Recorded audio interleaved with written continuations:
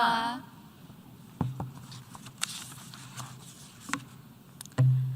Hello, my name is Giselle, and we are so honored to be here today. Our group Aespa uniquely moves between reality and virtual reality. We exist here in the real world, and 4 of our avatar members exist in the virtual world. Together, we are often called the Metaverse Girl Group. People are paying more attention to creating the best possible metaverse world.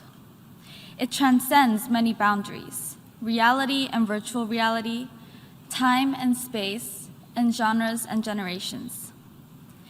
As the metaverse accelerates, we have to ask the question, are we working just as hard to create the best possible real world? The metaverse reflects reality. If our own reality is not sustainable, it would become difficult to sustain the possibilities of the virtual world. Without sustainable ecosystems or equal opportunities for quality living, there will be no real world to be mirrored. The topic of sustainable development is urgent, and we believe that the next generation must support sustainable development goals in order to protect the world that we live in.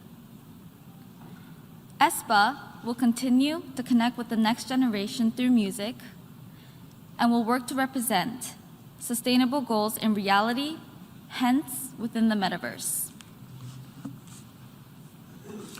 Once again, thank you again for having us.